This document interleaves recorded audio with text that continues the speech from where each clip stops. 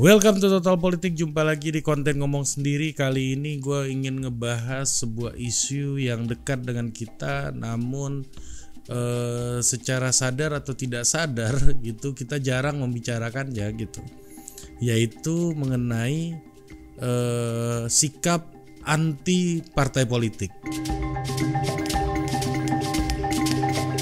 Nah, kalau lu ikutin konten Total Politik belakangan itu banyak membahas konsep-konsep, membahas diskusi-diskusi yang basisnya saintifik, karena gue coba lagi nyelamin diskusi-diskusi yang ada di jurnal-jurnal. Ya siapa tahu ini menarik dan relevan untuk menjadi bahan diskusi kita di Total Politik, yang mana itu juga akan membuat selain kita tahu dengan isu-isu terbaru, dan ini akan membuat kita semua juga kembali membaca, kembali berdiskusi tentang sesuatu yang menjadi sebuah tren di dunia saintifik gitu, terutama di bidang ilmu politik dan ilmu-ilmu sosial. Nah, kali ini gue ingin bicara sebuah tema, yaitu kenapa ada kecenderungan anti partai politik gitu. Apakah itu hanya di Indonesia? Ya, kalau di Indonesia kita agak ini ya, yang tidak anggota partai politik, yang tidak ber-KTA partai politik itu cenderung tidak mau mengaku dia punya ikatan dengan partai tertentu. Kalau lu nggak punya kartu tanda anggota, kecenderungan lu untuk mengaku punya ikatan itu agak kecil gitu, ketimbang di Amerika misalnya.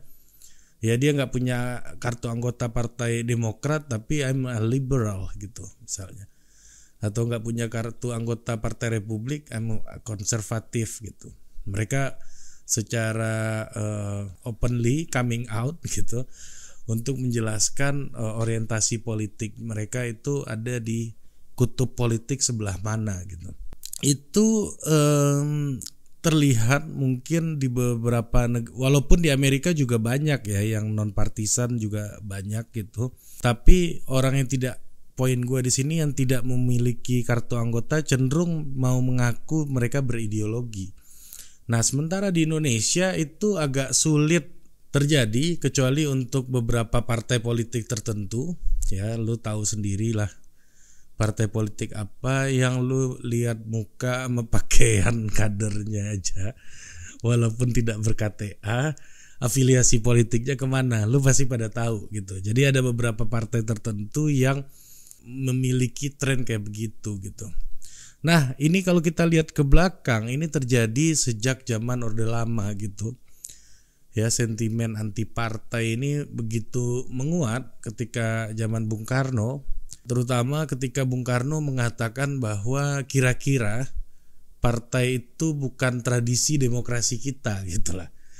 Itu buah dari ketegangan yang terjadi antara partai politik dan Angkatan Darat, dan di mana ketika itu Bung Karno sebagai pimpinan tertinggi itu bermain di dua bandul itu.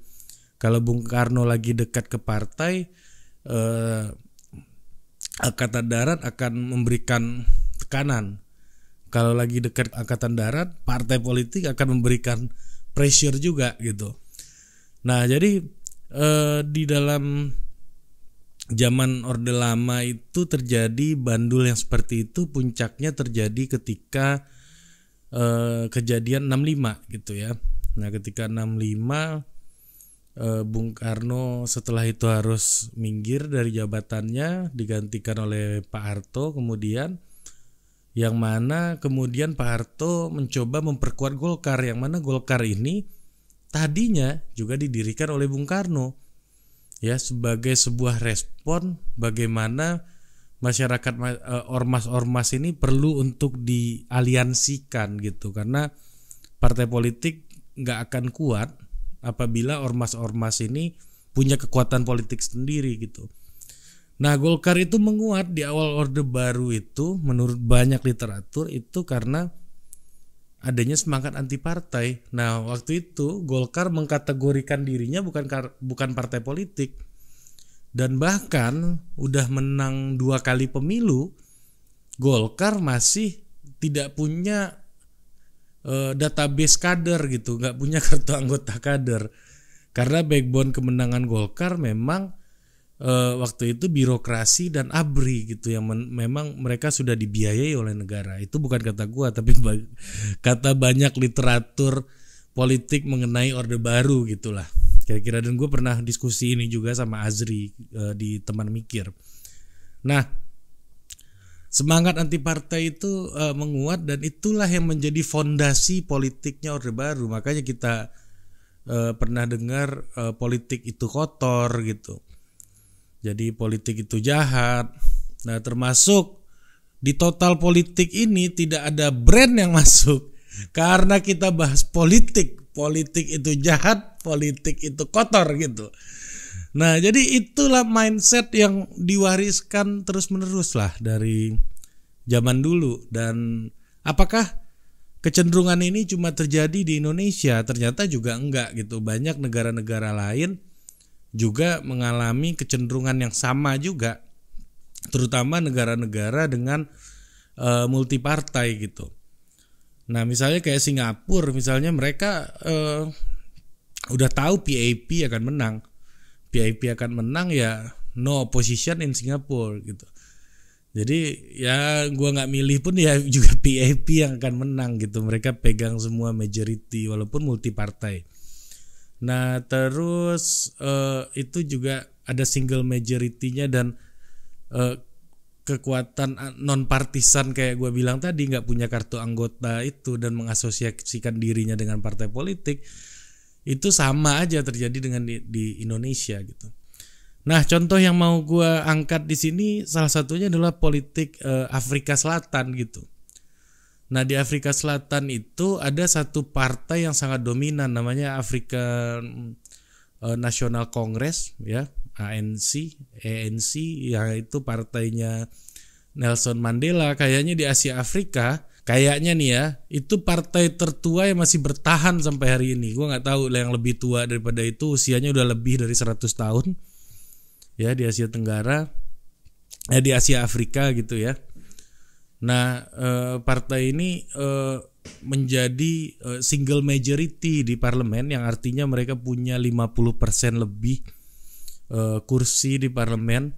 Dan ada partai oposisi yang muncul, itu ada 2, tapi suaranya nggak, ya digabungin semua sisa partai juga masih kalah dengan satu partai itu yang bisa jadi single majority gitu ya, yaitu Democratic Alliance ya, dan satu lagi itu namanya Economic Freedom Fighter ya. Economic Freedom Fighter itu partai populis sayap kiri gitu, liberal gitu.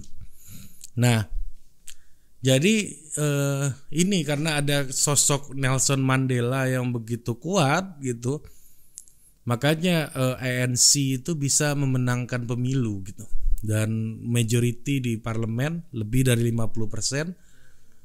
Tetapi ya, gerakan-gerakan yang tidak menerima partai oposisi dan partai ruling partinya ini, partai berkuasanya ini juga terus bergerak gitu. Nah, ada di dalam sebuah penelitian, nama penelitinya Holmes ya, tulisannya Holmes, kalau gua nggak salah namanya Caroline Holmes gitu. Jadi karena gue baca beberapa jurnal, gue lupa nama-nama penulisnya. Dia meneliti setidaknya ada 3 gerakan utama yang memantik semangat anti partai gitu di Afrika Selatan gitu ya. Salah satunya yang pertama itu namanya AfriForum, terus Abah Lali ya, Abah Lali. Abah itu Sunda, Lali itu Jawa gitu. Abah Lali namanya ada yang kedua. Nah, yang ketiga itu RMF sama FM gitu. RMF itu Road Must Fall, sama satu lagi itu Fish Must Fall ya. Dua-duanya itu pakai hashtag tuh, 2 gerakan itu. Dan anggotanya itu yang terakhir itu memang mahasiswa, karena mahasiswa doyan bikin hashtag gitu. Bercanda, Anda jangan sensi juga sama saya. Bukan saya anti gerakan mahasiswa, nanti Anda bully lagi nih channel. Udah penontonnya sedikit, Anda bully pula. Nah, kira-kira aktif gitu gerakan yang mencoba untuk membangun sentimen anti partai gitu. Baik itu ruling party dan oposisi itu dianggap inefektif, dianggap korup gitu, dan dianggap tidak capable gitu untuk mengurusi persoalan-persoalan masyarakat. Kenapa begitu? Karena ada satu partai yang begitu dominan, terus oposisinya itu lemah gitu. Jadi ketika oposisi lemah, penguasa pun nggak punya credentiality gitu. Jadi gini deh, gampangnya begini, lu ada ujian di sekolah gitu, terus lu ujian, lu lihat orang yang lulus ujian, mana yang lebih percaya lu dengan skill mereka, dengan kemampuan mereka, yang lulus dengan pengawasan yang ketat atau yang lulus dengan pengawasannya suka-suka, pengawasannya lemah. Ya tentunya kita lebih percaya dengan hasil ujian yang pengawasannya lebih ketat. Jadi orang yang lulus dengan pengawasan yang ketat, kemungkinan besar itu orang yang memiliki credentiality. Nah, sehingga di tengah lemahnya oposisi dan juga akhirnya kekuatan partai penguasa yang begitu dominan, kampanye anti partai menjadi begitu kuat gitu. Jadi sentimen anti partai itu terorganisir di sana gitu. Jadi mereka menyebut gerakannya the politics of non-political atau apolitical activism gitu. Jadi mereka tetap ngomong human rights gitu misalnya, atau Afri Forum itu ngomong soal rasial, terus Abah Lali itu ngomong soal pemukiman kumuh gitu kan, land for all and so on lah. Jadi isunya sangat variatif gitu. Isu kelompok anti partai ini sangat variatif, mereka protes, mereka petisi gitu. Sangat variatif, yang mana kalau di Indonesia kita kebanyakan ngelihat gelombang-gelombang protes yang besar kan isu-isunya sangat sektarian gitu. Tapi jarang sekali gitu kita ngelihat gelombang besar yang isunya non sektarian ya, kecuali gerakan mahasiswa kayak menolak undang-undang Omnibus Law, menolak banyak lah gitu ya undang-undang. Nah tapi di situ ada, di Afrika Selatan itu ada gerakan yang hashtag tadi itu, yang mana itu digawangi dan backbone utamanya adalah gerakan mahasiswa gitu. Nah di Indonesia sendiri gue nggak ngelihat ada sebuah gerakan yang spesifik punya misi anti partai, anti politik, apolitis gitu. Mereka tidak ada orientasi kekuasaan, ya malah mengkampanyekan jangan percaya partai gitu. Ada yang endorse partai di Afrika Selatan langsung dimusuhi, dijauhi kawan nih sama kelompok ini, karena ideologi mereka memang apolitis gitu, memang tidak mau berhubungan dengan kekuatan penguasa, protes aja gitu.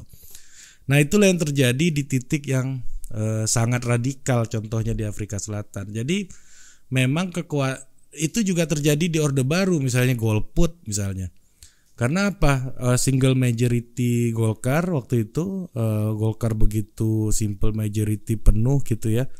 Lebih dari 50% parlemen diisi oleh Golkar, sementara oposisinya tidak punya credentiality gitu, sehingga gerakan-gerakan sempalan untuk anti partai politik jadi malah lebih kuat.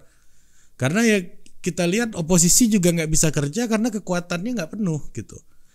Nah sementara kekuatan yang dominan di parlemen itu bisa mengatur, baku atur lah semua permainan yang ada di parlemen gitu. Nah sehingga itu makanya kalau kita lihat negara seperti Amerika, kenapa gerakan apolitisnya ya masih banyak gitu, tapi tidak terorganisir. Dan seperti yang gue bilang tadi, dia bisa bilang I'm Democrat, I'm liberal walaupun gak punya KTA Demokrat gitu. Ya karena kekuatannya relatif berimbang satu sama lain karena mereka adalah negara dengan dua partai gitu. Nah, negara-negara multipartai punya challenge yang lebih besar gitu untuk menghadapi gelombang-gelombang anti partai politik. Nah, yang harus kita ingat adalah pada akhirnya ya yang kita coblos di bilik suara itu partai politik juga.